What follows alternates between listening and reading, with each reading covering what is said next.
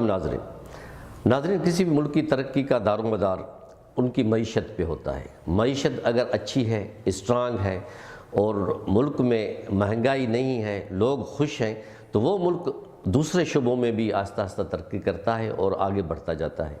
پاکستان ہمارا ملک جو ہے، بدقسمتی سے جب بھی ہماری حکومتیں چینج ہوتی ہیں تو وہ اپنا الزام اپنے آپ پہ نہیں تھوپتی، وہ اپنے جو دوسرے جو انہوں نے ٹینیور پورا کیا ہے یا جو الیکشن میں ہار جاتی ہیں ان پہ وہ الزام لگا دیتے ہیں۔ تو اس وجہ سے جو ہے اس گہما گہمی میں، اس کشمکش میں عوام پستا ہے اور قرضوں پہ قرضے لوگ لیتے ہیں۔ اور ہماری یہ بدقسمتی ہے ناظرین ہمارے ملک کی کہ ہم IMF کے ساتھ بالکل ایک جڑے ہو گئے ہیں۔ ان کے جتنے بھی شرائط ہیں ان کو ہم قبول کرنے پہ مجبور ہو جاتے ہیں اور ان کا ڈائریکٹلی یا انڈائریکٹلی واسطہ ملک کی معیشت پہ بھی پڑتا ہے، عوام پہ بھی پڑتا ہے۔ ناظرین، federation chamber of commerce and industries Pakistan کا ایک ایسا ادارہ ہے جو ہر اس گورنمنٹ کے ساتھ ان کی پالیسی بنانے، بجٹ بنانے میں ان کے ساتھ ڈائریکٹلی یا انڈائریکٹلی انوالو ہوتا ہے۔ وہ اپنی سجیشن دیتے ہیں فینانس منسٹر کو، پرائم منسٹر کو، پریزیڈنٹ کو۔ آج اسی سلسلے میں ہم نے فیڈریشن آف پاکستان FPCCI کے ایک ہر دل عزیز اور نوجوان وائس پریزیڈنٹ کو انوائٹ کیا ہے، جن سے ہم ملک کی معیشت کے حوالے سے بات کریں گے۔ عدیل صدیقی صاحب ہیں اور جو آج ہمارے مہمان ہیں۔ ویلکم ٹو عدیل صاحب، آپ کو ہم اپنے پروگرام میں خوش آمدید کہتے ہیں۔ عدیل صاحب، آپ ہمارے ناظرین کو یہ بتائیں کہ یہ ملک کی معیشت کے پیرامیٹرز کیا ہیں اور فیڈریشن کا اس میں کیا رول ہوتا ہے؟ بسم اللہ الرحمن الرحیم۔ دیکھیں، federation of Pakistan chamber of commerce and industries یہ ایک ایپیکس باڈی ہے پورے پاکستان کی۔ ہمارے پاس لگ بھگ کوئی 125 سے زیادہ ایسوسیشنز ہمارے انڈر ہیں، رجسٹرڈ ہیں ہمارے پاس۔ کوئی 56 چیمبرز ہیں پورے پاکستان کے، ویمن چیمبرز ہیں، اور جو بھی ٹریڈ ایسوسیشنز ہیں وہ سب اس کو ہم وہ کرتے ہیں، ہیڈ کرتے ہیں۔ تو دیکھیں، اب جو ہمارے حالات یہ ہوتے ہیں کہ ہم ایک بیسکلی ایز اے میڈیٹر اور ایک برج کا کردار ادا کر رہے ہوتے ہیں اپنے ٹریڈ باڈیز کے ساتھ اور حکومت کے ساتھ۔ تو جس طرح سے اب حکومت نے بجٹ پیش کیا، بجٹ کے اندر کسی سیکٹر میں کوئی انوملی ہے تو وہ ہمارا کام ہوتا ہے کہ ہم جا کے حکومت کے ساتھ بیٹھیں اور ان کے وزراؤں کو یہ اپنا شو کریں کہ بھئی اس سیکٹر پہ جو ڈیسیشن آپ نے لیا ہے تو یہ غلط ثابت ہو سکتا ہے اور اس کو صحیح کیا جائے۔ وہ ہماری تجاویز لیتے ہیں اور لگ بھگ اس سال 80 سے 85% کے قریب ہمیں انہوں نے رسپانس دیا اور انوملیز کو جو ہے وہ سیدھا کیا۔ تو بڑا کام ہے، یہ کوئی آسان کام نہیں ہے، بڑی ذمہ داری کا کام ہے، کیونکہ پاکستان کی اکنامکس ہمارے فیصلوں کے اوپر ڈیپینڈ کرتی ہے۔ پھر آپ نے کہا کہ جی اب حالات کیا ہیں ملک کے، تو ملک کے حالات اگر میں پیچھے کوئی 6-7 مہینے پہلے چلا جاؤں تو ملک بہت اچھا فلائٹ لیا ہوا تھا اور کچھ ایسا لگتا تھا کہ شاید اب کچھ چیزیں تبدیل ہو جائیں گی، پاکستان کے پاس ریونیو بے تحاشا آ رہا تھا۔ لیکن آل آف سڈن مجھے سمجھ میں نہیں آئی کہ کیا ایسے فیصلے ہوئے جس کی وجہ سے اب مجھے جو ہے وہ ایک ایمرجنسی لینڈنگ نظر آ رہی ہے جہاز کی، کہ وہ کس طرح سے یہ اپنے آپ کو سیو کرتے ہیں، کیونکہ IMF نے تو اب گلا دبانا شروع کیا ہوا ہے۔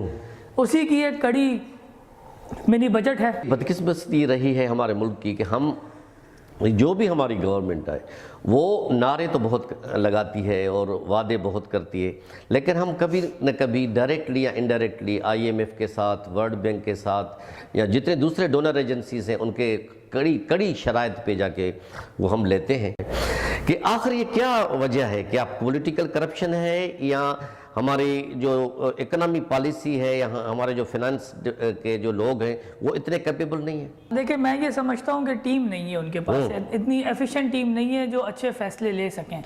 میں ایک سیکٹر کو بخوبی جانتا ہوں جس کے اندر بہت زیادہ پوٹینشیل ہے، لیکن لازمی سی بات ہے کہ اگر کوئی حکومت نے اس کے اوپر کچھ سختی کی بھی ہے تو وہ آج ہم 2022 میں بیٹھے ہوئے ہیں۔ دیکھیں، وہ سختیاں اس طرح سے نہیں، کاروبار آپ بزنس کو روک نہیں سکتے، بزنس کو تو آپ کو بڑھانا ہے۔ بالکل۔ تو آپ نے ان کے سٹیک ہولڈرز کے ساتھ بیٹھ کے اس کو فیصلہ کریں، لیکن وہ جو سیکٹر میں آپ کو ابھی بتانا نہیں چاہ رہا، اس سیکٹر میں اتنی پوٹینشیل ہے کہ وہ سیکٹر اپنی ایکسپورٹ فیگرز کو ایٹ لیسٹ 10 ٹائمز ڈبل کر سکتا ہے۔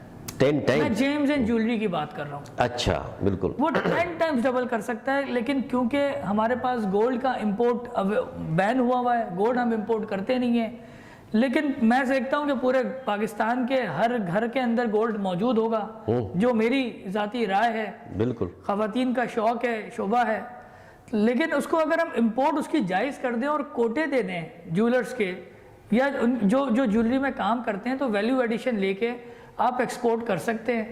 اب وہ کہتے ہیں کہ جی ہم امپورٹ کے لائسنس نہیں دے سکتے کیونکہ کوئی پیچھے ایک مسہپ ہوا ہے 2000 اور 2001 کے بیچ میں۔ بالکل تو بات یہ ہے کہ وہ مسہپ ہو گیا ہے، لیکن آپ اس کو کچھ ایسا ڈاکیومنٹڈ کر دیں، کچھ اس کو چیزوں کو سیٹل کریں نا۔ آپ اپنے بزنس کو کیوں روکتے ہیں؟ بالکل آپ نے تو ایکسپورٹ کی بات کرنی ہے، آپ نے ٹریڈ ڈیفیسٹ کو دیکھنا ہے۔ آج انفلیشن کا مسئلہ ہے، بے تحاشا امپلائمنٹ بڑھتی جا رہی ہے، لوگوں کے ہاؤس ہولڈ کے پیسے نہیں ہیں لوگوں کے پاس۔ عادل صاحب، میں آپ کو ابھی لے آؤں گا، ابھی تک وہ پورے پاکستان میں اس کا چرچا ہے کہ IMF کے ساتھ نیگوسیشنز ہوئے، مذاکرات ہوئے، انہوں نے اس میں بہت بڑے کڑی اور ہارڈ شرائط بھی، اور ابھی منی بجٹ بھی پاس ہوا ہے جس میں بقول فائنانس منسٹر کے کہ عوام کو پہ تھوڑا ریلیف ہو، زیادہ بوجھ نہیں پڑے گا، 2 ارب کا پڑے گا، لیکن حالات جو بتا رہے ہیں، جو مہنگائی جو لوگوں کی ہے، خاص کر کے جو غریب عوام میں لوور مڈل کلاس یا تنخواہ دار جو طبقہ ہے، اس حوالے سے آپ اس کو کس نظر سے دیکھتے ہیں منی بجٹ کو؟ دیکھیں بھٹی صاحب، بات یہ ہے کہ میں نے آپ کو بتایا کہ IMF نے بالکل گلا دبوچ دیا ہے۔ پاکستان سے منی بجٹ کے حوالے سے کچھ 750 بلین کی ٹیکس ایگزمپشنز معاف کرا دی گئی ہیں۔ یہ کوئی چھوٹی خبر نہیں ہے، یہ 750 بلین ٹیکس آئے گا کہاں سے اب؟ بالکل یہ آنا اسی عوام سے ہے، اور جس کے اندر میجر سیکٹر جو میں نے دیکھا اس کے اندر فارماسیوٹیکل سے لگ بھگ کوئی میرے محتاط اندازے کے مطابق کوئی 200 بلین کا ٹیکس ایگزمپشن جو دی گئی تھی وہ واپس لے لی گئی ہے منی بجٹ کے ذریعے۔ 2 بلین 200 بلین میں 750 بلین ٹیکس ایگزمپشن کی بات کر رہا ہوں، جس میں 1 سے لے کے 10% کی سیلز ٹیکس ایگزمپشن تھی، اس کو انہوں نے ریوائز کر کے 17% کر دیا۔ تو وہ اس سے یہ چاہتے ہیں کہ جی لگ بھگ کوئی ہمیں 350 بلین کی اضافی ٹیکس مل سکے۔ یہ پاکستانی حکومت سے IMF نے کروا دیا ہے منی بجٹ کے ذریعے۔ لیکن میرا سوال یہ ہے کہ یار آپ نے فارماسیوٹیکل جو ایک ہر عام آدمی کی ضرورت ہے دوائیوں کے لیے، فارماسیوٹیکل میں تو آپ کو یہ کام نہیں کرنا چاہیے تھا، آپ نے 200 بلین ٹیکس ٹھوک دیا اس کے اوپر، تو یہ تو ایک عام آدمی کے اوپر اثر نہیں جائے گا تو کس کے اوپر جائے گا؟ اور اگر فائنانس منسٹر صاحب یہ کہتے ہیں کہ عام آدمی کے اوپر اثر نہیں پڑے گا تو میں سمجھتا ہوں کہ خواب دیکھ رہے ہیں۔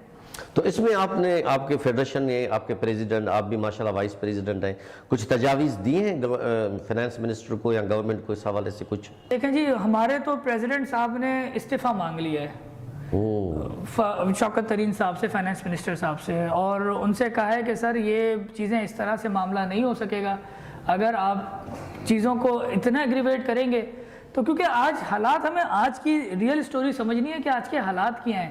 اور یہ ہر کوئی جانتا ہے کہ انفلیشن جو سن 2018 سے لے کے 2022 تک ہوا وہ لگ بھگ کوئی 80% کے قریب ہوا، 105 روپے سے ڈالر بڑھ کے آج 178-79 تک ہے۔ سیلریز انسینٹیو کتنا آیا؟ 20 سے 25%۔ جو ریمیننگ 65% کا انفلیشن ہے وہ عوام کیسے ایبزارب کرے؟ مجھے اس کا سوال کا جواب دے دے کوئی بھی۔ اگر آپ اس طرح سے مہنگائی کا طوفان دیتے جائیں گے تو یہ تو مشکل ہے، یہ تو بات سمجھ میں ہی نہیں آتی ہے کہ کیا ہوگا، یہ کیا ہوگا۔ آپ نے بات کی عادل صاحب کہ یہ ڈیویلیوشن کی، روپی ڈیویلیوٹ ہوا اور ڈالر کہاں سے کہاں تک پہنچ گیا، آپ سمجھتے ہیں کہ اس کا جو اسٹاک مارکیٹ پہ اثر پڑتا ہے اور ہمارے اسٹاک مارکیٹ بھی کبھی کبھی کریش ہو جاتی ہیں، بڑے پرابلمس آ جاتے ہیں، اربوں روپے ہمارے ڈوب جاتے ہیں، تو اس کو مستحکم کرنے کے لیے، ڈالر کو مستحکم، روپی کو اپنے کو ہم مستحکم کرنے کے لیے ایز اے بزنس مین آپ کیا سجیشنز دیں گے؟ دیکھیں میں آپ کو بتاتا ہوں کہ اسٹاک ایکسچینج بیسکلی چلتی ہے نیوزز کے اوپر۔ کوئی نیوز پلس میں پازیٹیو آتی ہے تو اسٹاک ایکسچینج اپنا فوراً ریاکشن دکھاتی ہے، کوئی نیگیٹو آتی ہے تو اسٹاک ایکسچینج اپنا ریاکشن نیگیٹو دکھاتی ہے۔ میرا کہنا یہ ہے کہ ہمارا ملک جو ہے وہ اتنا وولیٹائل ہو گیا ہے کہ ہمارا اسٹاک ایکسچینج کی وولیٹائل جتنا ہو رہا ہے اس ٹائم کے اوپر، وہ انویسٹر یہاں پہ لمبی سطح تک رہ نہیں سکے گا۔ اگر آپ نے اپنی اسٹاک ایکسچینج کو مینٹین کرنا ہے تو آپ نے ملک کو اسٹیبلٹی دینی ہے، آپ ڈالر کو اوپن نہیں چھوڑ سکتے۔ میں کہتا ہوں کہ آج نہ کوئی امپورٹر خوش ہے نہ ہی کوئی ایکسپورٹر خوش ہے۔ جب امپورٹر مال منگوانے جاتا ہے تو ڈالر بڑھ جاتا ہے، جب ایکسپورٹر مال ڈالر بڑھے ہوئے بیچ کے آتا ہے تو ڈالر گر جاتا ہے۔ ڈالر کو لاک ہونا چاہیے، فریز ہونا چاہیے۔ تاکہ لانگ ٹرم اسٹریٹجی کے ساتھ بزنس مین کام کرے اور چیزیں اسٹیبلائز ہوں، بنسبت یہ کہ اتنی والیٹائل ہوں کہ آپ کا انویسٹر جو اسٹاک ایکسچینج میں انویسٹ کر رہا ہو وہ اڑ جائے۔ تھینک یو ویری مچ عدیل صاحب، آپ نے بہت ہی اچھی باتیں کی اور ہمارے ناظرین کو ملک کی معیشت کے تازہ ترین صورتحال سے آگاہ کیا۔ ناظرین، عدیل صاحب ہمارے ینگ وائس پریزیڈنٹ ہیں ایف پی سی سی آئی کے، ان کے خیالات آپ نے دیکھے۔ ضرورت اس بات کی ہے کہ ہمارے جو پلانرز ہیں، جو پالیسی بناتے ہیں، پالیسی میکرز ہیں، ان کو ایک کانسٹنسی ہونی چاہیے، وہ ایک اپنی لکیر جو دیں ان پہ ان کو عمل کرنا چاہیے۔ لیکن لیٹس ہوپ، امید کی جا سکتی ہے کہ انشاءاللہ تعالیٰ کہ ہماری گورنمنٹ اور یہ بزنس کمیونٹی جو ہے وہ مل کے انشاءاللہ تعالیٰ ہمارے اس اکنامی پرابلمز کو حل کرنے میں اپنا کردار ادا کریں گے۔ اسی کے ساتھ اپنے میزبان اسد اللہ بھٹی کو اجازت دیجیے۔ اللہ حافظ۔